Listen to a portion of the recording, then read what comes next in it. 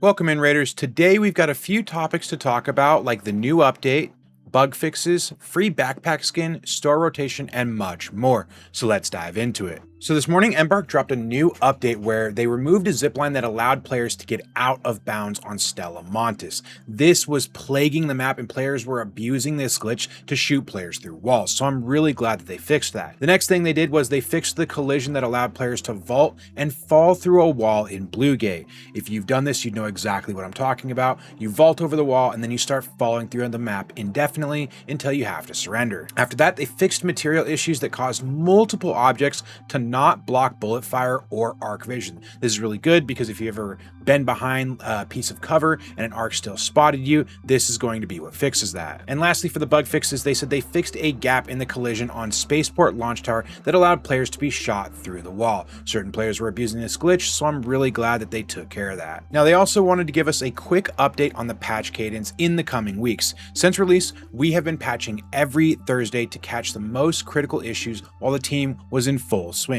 Our goal is to continue to investigate and fix critical issues as soon as we can, but it will not be on a weekly cadence. From now on, our release window and store rotation will shift to Tuesdays. However, as the winter holiday period approaches, the team will be taking a much needed break so that we can come back in January ready to bring more updates. During this time, we'll continue to monitor and work on critical issues. Now, what's more important is what they say here next, and that is, in the meantime, we are getting ready for the much larger Cold Snap update coming on Tuesday, and it will bring many different fixes we have been working on along with all new goodies. So this is super exciting. This is the new update where we should get the snow weather condition. I don't know how many maps that it's going to apply to. I assume it's going to be a major map condition similar to like night raids or electromagnetic storm, hidden bunker, or locked gate, which on that note, I really hope on Tuesday that both the hidden bunker and locked gate events return, but they haven't said, so we don't know for sure. We'll just have to wait and see. Either way, I'm super excited for the new update and I'm glad we're getting on Tuesday. That means earlier than expected, so let's get ready. Now, you may have heard a little bit about this, but there is a new free NVIDIA skin called the Emerald Wave Electrician backpack that you can get for free. To do this, you're going to need to open your NVIDIA app, head down to the redeem section. You're going to see Arc Raiders there. Click that and click redeem. Once you do that, a little window is going to pop up. Click redeem one more time. It's then going to have you log in through your NVIDIA app account, and once you're logged in, you are going to be prompted again for a third time to redeem that code. Now, when you do click redeem, it's going to give you your redemption key. But if you click read more, you're going to see that there is a link that is going to take you to the redemption website. I'll leave that down in the description below. So you'll copy your key, head over to the Embark redemption website, punch in your key, hit redeem, and then restart your game. Once you've restarted your game, you should have this backpack in your inventory. Now, the backpack to me isn't much, and it's a really bright green that doesn't seem to match with anything we currently have in the game, but it's a free skin, so I'll take it nonetheless. This week's store rotation brings in the new cosmetic called the Gear Shifter set, which says, yearning for the roar of engines and the burn for asphalt. The Gear Shifter is a stylish relic from the golden age of the racetrack. Now, this is a bundle purchasable for 800 Raider coins, which isn't too bad. You've got the skin included here, which has got 3 different colors. It's got helmet options, and it also has the option to take your vest on or off.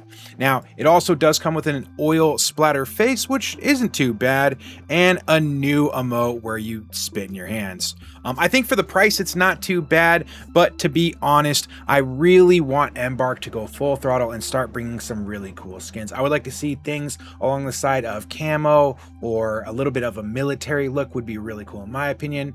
You guys let me know in the comments down below what you'd rate this skin 1 out of 10. Personally, I give it a 6 at best.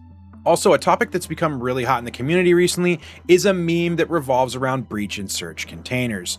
A lot of people feel like the risk involved with the breach and search containers and the rewards just doesn't make sense. Similar to using keys and locked locations and things of that nature, it does seem like drop rates, whether it's for blueprints or high tier items, does need to be adjusted because in all honesty, it feels like the risk you're taking when breaching these containers and the rewards you're getting just don't don't seem to add up. But you guys let me know what you think. Do you think these things should be adjusted, or do you think they should stay the same? Lastly, I want to go over the best comments from our last video where we talked about the weekly trials, pinging through bushes and smokes, the kettle's uncapped fire rate, and much more. Our first comment is by KC.exe, said, "Glad you mentioned Tarkov on the PvE topic.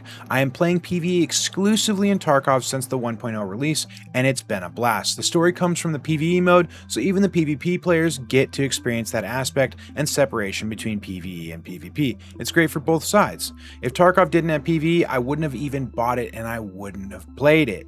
If Arc Raiders adds a PvE mode like Tarkov, I'll definitely be buying the game." While I know the addition of adding a PvE mode to Arc Raiders is super controversial, if they do, that'd be cool for the players that want it. Next comment by Dimitrix Kodzoi.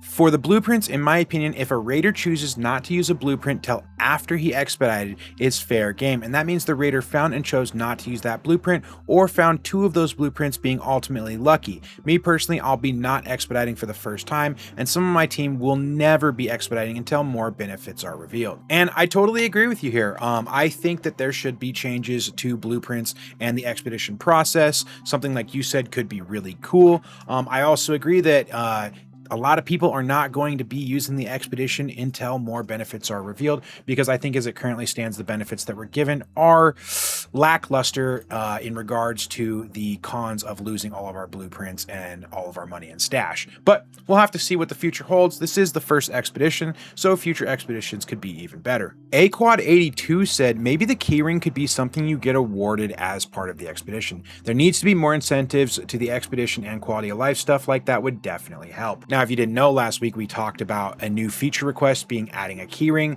so we could carry, let's say, 3 keys into a raid. I do think being awarded that as part of an expedition would be really cool, although I do think that gatekeeping it behind something like the expedition would be harsh for the casual player. So I think the keychain feature would be better if it was given to us naturally through quests or something of that nature. However, I do think, again, that the expedition should have better rewards. A comment by PSTRB said, "A feedback I've not seen in any video so far, but which is a massive important PvP win factor. When a player is near a certain distance, I'm guessing 50 meters or 100-meter radius, a very subtle type of music will start playing. And it seems to me the music is getting more intense with higher strings playing the closer the enemy raider is to you. Very helpful in situations where somebody is sneaking up on you or silently sitting in a corner." Now, this would be a very, very interesting feature if this is true. If anybody in the comments knows and would like to provide feedback on that in their experience, if you play with music on, do you start to hear music, more intense music, and then shortly after are encountered by an enemy raider? If so, that would make keeping the music on in Arc Raiders a potential advantage, which would be really cool. Anyways, that's all for today's video. I appreciate you guys so much. If you want to stay up to date on everything Arc Raiders, make sure to like, comment, and subscribe so you can stay in the algorithm, and I'll see you guys next time. Peace.